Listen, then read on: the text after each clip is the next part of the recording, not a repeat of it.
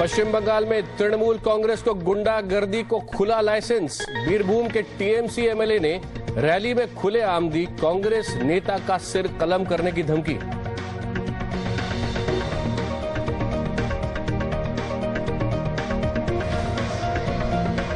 ममता के बंगाल में मनचले भी बेखौफ। छेड़छाड़ से बचने के लिए चलती ट्रेन से एक आईटी इंजीनियर लड़की को कूदना पड़ा ट्रेन से और सिर और पैर में उसको गंभीर चोट आई है।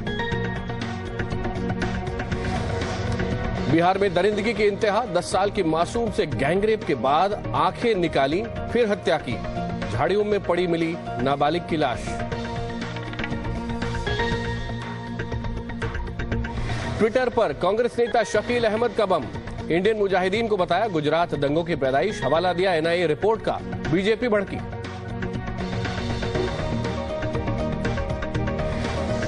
यूपीपीएससी की नौकरियों में आरक्षण के खिलाफ याचिका पर आज आ सकता है फैसला। इलाहाबाद में लगी धारा 144। सारे स्कूल कल तक के लिए बंद। जुलूस और रैलियों पर पाबंदी। बॉलीवुड को ईद का एडवांस तोहफा। 5 साल बाद गले मिले 2 खान, शाहरुख और सलमान।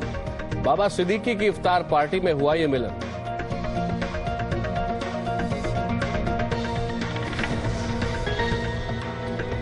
छपरा के मिड डे मर्डर में बड़ा खुलासा। आरोपी प्रिंसिपल के घर से मिली जहर की 5 पुड़िया। 23 बच्चों की मौत के बाद से फरार है मीना देवी। कांग्रेस ने बनाने का फैसला किया है सोशल मीडिया को हथियार। कांग्रेस के मीडिया कॉन्क्लेव में राहुल ने सिखाए गुर। कहा मिलकर बढ़ें 2014 के लिए आगे।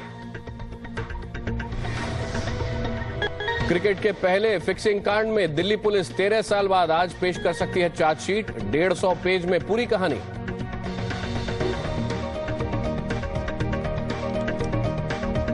क्रिकेट के बाद अब बैडमिंटन में भी बोली। इंडियन बैडमिंटन लीग के लिए खिलाड़ियों की नीलामी आज। साइना नेहवाल बन सकती हैं सबसे महंगी खिलाड़ी।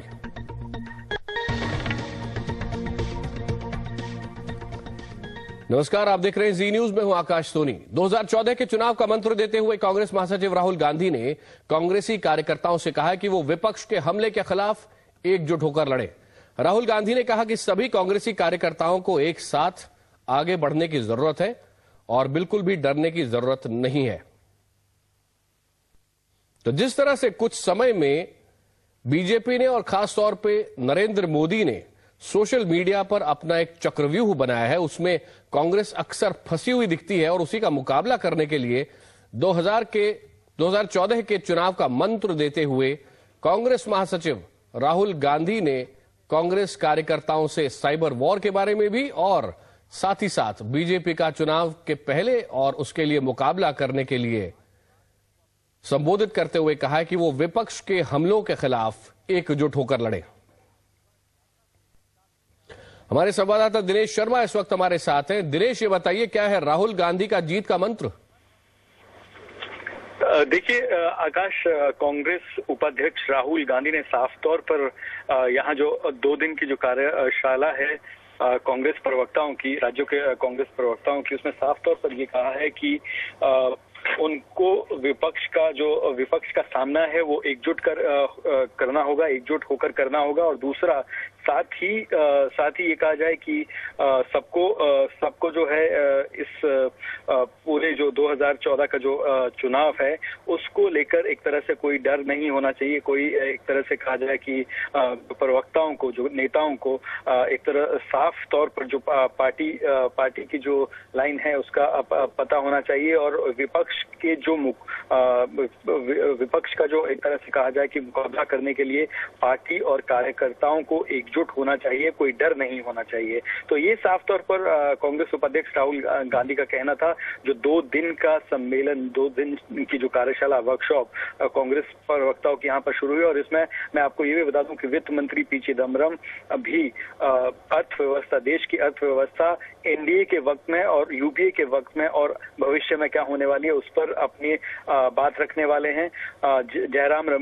केंद्रीय मंत्री जयराम रमेश और केंद्रीय मंत्री पीवी थॉमस थॉमस जो है फूड सिक्योरिटी पर जो है यहाँ पर अपनी बात रखेंगे। और ये कहा जा रहा है कि एक तरह से जो 2014 के लिए पार्टी के जो प्रवक्ता हैं उनको तैयार करना, उनके सामने एक तरह से कहा जाए कि रूपरेखा रखना कि प्रवक्ता। जी दिनेश, राहुल गांधी अक्सर ये प्रयास करते हैं कि अपने पिता राजीव गांधी को इस बात का क्रेडिट दें कि कंप्यूटर्स वो पूरे देश में लेकर आए, लेकिन जिस तरह से बीजेपी और खासतौर पर नरेंद्र मोदी से जुड़े हुए लोग ट्विटर पर, फेसबुक पर घेर रहे हैं कांग्रेस को, उसके लिए क्या कोई स्ट्रैटेजी बनाई है? बिल्कुल आकाश, पिछले कुछ दिनों में ये देखने में आया है कि कांग्रेस ने अपना एक तरह से कहा जाए कि सोशल मीडिया पर अपने आप को एक्टिव किया है।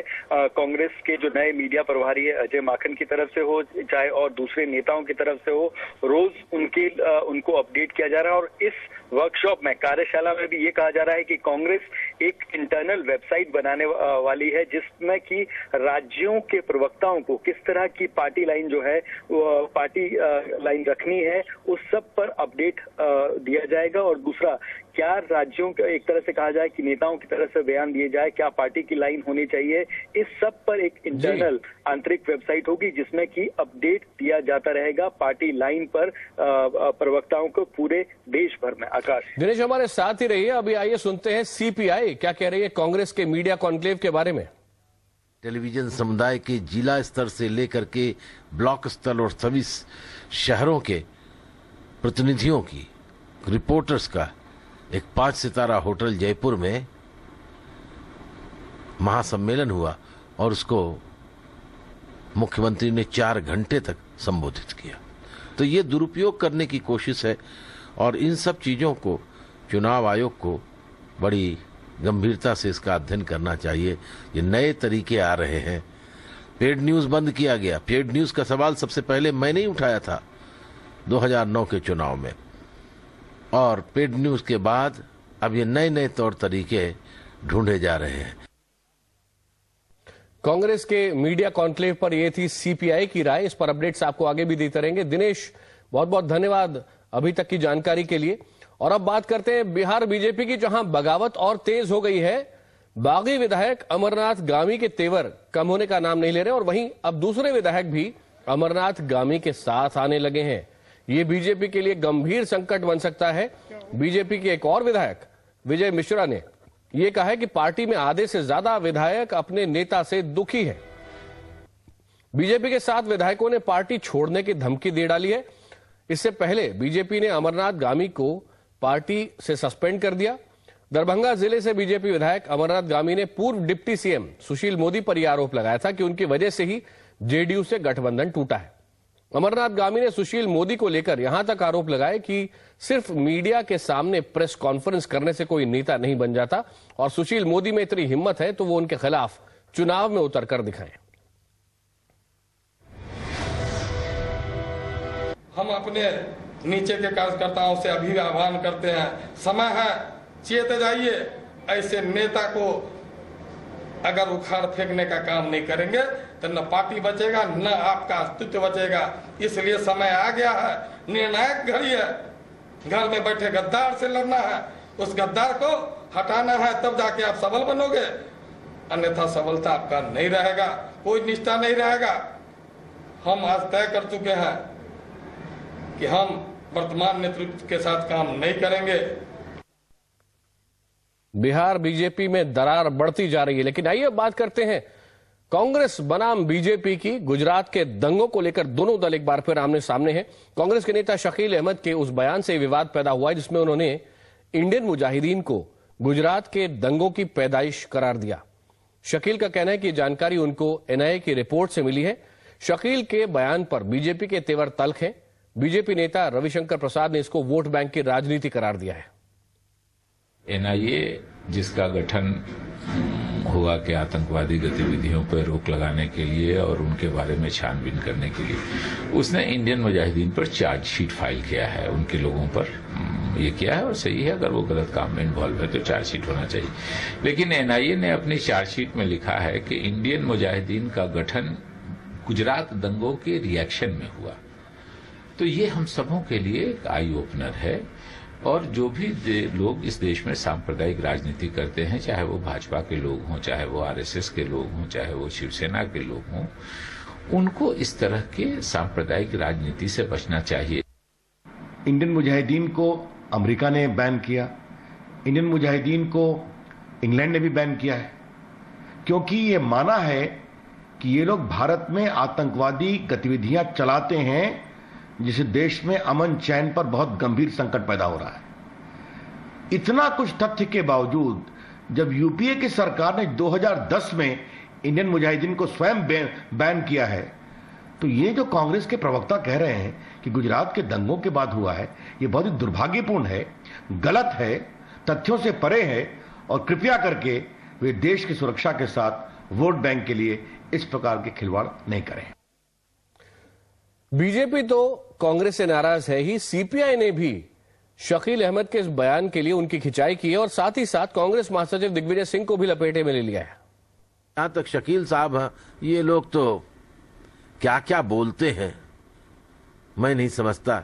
शकील जी और श्री दिग्विजय सिंह जी में कौन कितना लंबा चौड़ा बेबुनियाद बात बोलता है, इसका लगता है एक धारावाहिक उपन्यास कांग्रेस पार्टी के अंदर चल रहा है।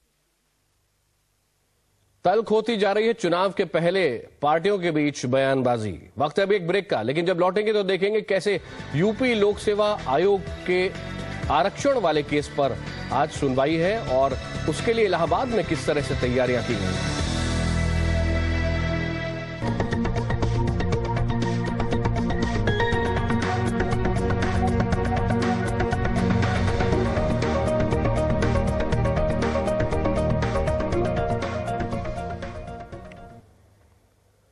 बड़ी खबर अभी अभी आ रही है 2G केस के बारे में, जिसमें गवाह बनाए जाने के खिलाफ अनिल अंबानी ने सुप्रीम कोर्ट में अर्जी दी है। अनिल अंबानी की अर्जी पर अब सुप्रीम कोर्ट में बुधवार को सुनवाई होगी। अनिल अंबानी ने सीबीआई की विशेष अदालत के फैसले को चुनौती देते हुए सुप्रीम कोर्ट में ये याचिका दी है। इस वक्त जी मीडिया संवाददाता असीम मनचंदा हमारे साथ है। असीम, ये बताएं कि अनिल अंबानी चाहते क्या है? देखिए, शुक्रवार को जो है 2G कोर्ट ने एक ऑर्डर पास किया था, उसमें कहा गया था कि अनिल अंबानी और उनकी बीवी टीना अंबानी जो है उनको कोर्ट में गवाही देनी होगी और अगस्त में उनकी गवाही जो है वो हो सकती है। लेकिन आज अनिल अंबानी ने एक सुप्रीम कोर्ट में याचिका दायर की है, कहा है कि उनको उनकी गवाही की अभी फिलहाल जो है जरूरत नहीं है, अपना बयान जो है वो पहले ही दर्ज करा चुके हैं। आज सुप्रीम कोर्ट में ये केस उनका जो है मेंशन हुआ और उसके बाद जो है उसके ऊपर सुनवाई जो है बुधवार के लिए लगा दी गई।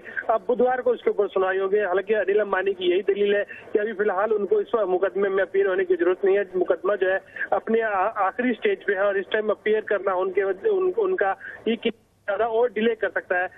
जी धन्यवाद इस ब्रेकिंग न्यूज के लिए असीम। उत्तर प्रदेश लोक सेवा आयोग की नौकरियों में आरक्षण के खिलाफ दायर याचिका पर आज इलाहाबाद हाईकोर्ट में केस पर सुनवाई होगी। दोपहर 12 से 1 बजे के बीच मामले की सुनवाई होगी और तकरीबन 2 बजे तक फैसला भी आ सकता है। इलाहाबाद प्रशासन ने किसी भी हालात से निपटने के लिए पूरे इलाहाबाद शहर को छावनी में तब्दील कर दिया है। हाईकोर्ट और राज्य लोक सेवा आयोग के आसपास जाने वाले सभी रास्तों को सील कर दिया गया है और जिले में सभी तरह की जनसभाओं और रैलियों पर भी पाबंदी लगा दी गई है। 23 जुलाई तक शहर के 1ली से 12वीं तक के सभी स्कूल भी बंद कर दिए गए हैं। डीएम का कहना है कि मूवमेंट में हंगामा करने वालों पर एनएसए भी लगाया जाएगा। पूरे शहर में धारा 144 इस वक्त लागू है।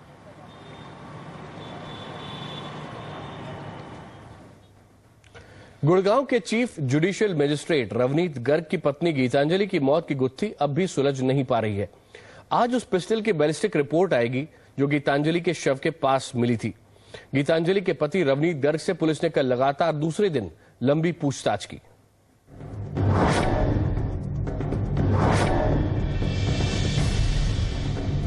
गीतांजलि की मौत की सुलझेगी मिस्ट्री। कटघरे में गीतांजलि के पति रवनीत गर्ग। रवनीत गर्ग से लगातार दूसरे दिन पूछताछ। गीतांजलि का मोबाइल, लैपटॉप जब्त, का बुलेट बॉक्स, लाइसेंस भी जब्त। गीतांजलि की मौत के 4 दिन बाद अचानक गुड़गांव पुलिस की तफ्तीश रफ्तार पकड़ती नजर आई। गीतांजलि केस की जांच में जुटी एसआईटी ने गीतांजलि के पति सीजेएम रवनीत गर्ग और उनकी एक रिश्तेदार से लंबी पूछताछ की। दूसरी ओर क्राइम सीन पर पहुंचकर एसआईटी की टीम ने सबूत जुटाने की भी कवायद की। गीतांजलि की मौत की गुत्थी सुलझाने के लिए पुलिस अब एसआईटी की टीम यहाँ पे छानबीन कर रही है और एसआईटी की टीम बनाई है हत्या का मुकदमा दर्ज करने के बाद। लेकिन ये कवायद हत्या के 3-4 दिनों के बाद करना कितना मुनासिब होगा, ये हरियाणा पुलिस ही समझ सकती है। पुलिस का दावा है कि गीतांजलि की मौत की मिस्ट्री सुलझाने में कोई कसर नहीं छोड़ी जा रही है। जो संबंधित जो भी जांच होती है वो हम लोग कर रहे हैं और भी जो लोग इस मामले से संबंधित हैं उनसे पूछताछ करेंगे हम लोग। और ये जांच प्रक्रिया ऐसी नहीं है कि एक दिन में ही सारी चीजें पूरी हो जाएंगी, उसमें बाकी बातें भी लगातार पूछताछ हमारी चल रही है। लेकिन हकीकत ये भी है कि इसी गुड़गांव पुलिस ने पहले गीतांजलि की मौत को खुदकुशी बताया था और बाद में हत्या का केस दर्ज किया था। ऐसे में पुलिस पर भी इस हाई प्रोफाइल केस की मिस्ट्री सुलझाने का जबरदस्त दबाव है। प्रशांत देव, जी मीडिया, गुड़गांव।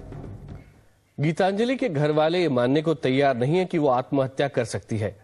गीतांजलि के पिता का कहना है कि उन्होंने अपनी बेटी की शादी में अच्छा खासा दहेज दिया था और उसके सबूत भी जरूरत पड़ने पर वो पेश कर सकते हैं। इस बीच पहली बार जज रवनीत गर्ग के परिवार की ओर से प्रतिक्रिया आई है। रवनीत गर्ग के भाई दीपक गर्ग ने कहा है कि गीतांजलि के घर वालों के आरोप बेबुनियाद हैं। कभी सुसाइड की बात उसके मन में आ सकती है? वो कर ही नहीं सकती, सोच ही नहीं सकती। हम आपको कह रहे हैं वो सारी दुनिया को जागृत कर रही है, सुसाइड कैसे सोच लेगी मैं करूंगी? जो वो सारी दुनिया को जगा रही है, हर एक लड़की को जगा रही है, कैसे सुसाइड कर लेगी वो? मैंने उनकी हर डाउरी की आइटम्स दी है, फिर भी मैंने बाद में मैं पूरी करता रहा हूँ। असली तो मकसद दे आर ग्रीडी पर्सन, वो डाउरी के इतने भूखे इंसान है, वो समय बताएगा, मैं उसको प्रूफ करके दूंगा। सर ये आरोप बिल्कुल निराधार है। ऐसा कभी हो सकता है कि 2 लड़कियां हो, तीसरे लड़के की चाहत हो? ऐसा पॉसिबल ही नहीं, ह्यूमनली पॉसिबल है वेदर नहीं पॉसिबल है। ये तो आरोप है, सिर्फ आरोप लगाने से क्या जाता है? आरोप तो किसी भी कोई भी लगा दे। निष्पक्ष जांच हो रही है, जांच में जो भी आएगा सामने वो तथ्य सामने आ जाएगा। अब बात करते हैं ममता के बेलगाम नेताओं की।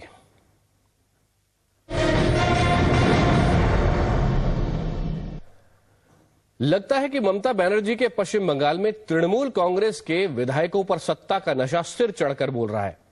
शायद यही कारण है कि वो चुनावी रैलियों में विरोधियों को खुलेआम धमकी देने से भी बाज नहीं आ रहे हैं। लाभपुर से टीएमसी विधायक मुनीरुल इस्लाम ने बीरभूम के कांग्रेसी नेता बापी दत्ता को धमकी देते हुए कहा है कि उन्हें कांग्रेसी नेता का सिर काटने में 1 मिनट का भी वक्त नहीं लगेगा।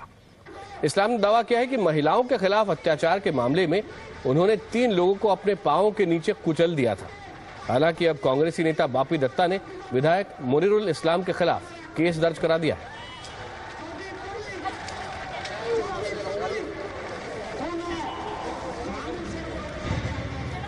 अभी वक्त है एक ब्रेक का। ब्रेक के बाद आपको दिखाएंगे कैसे दिल्ली में फिर लौटी है बारिश।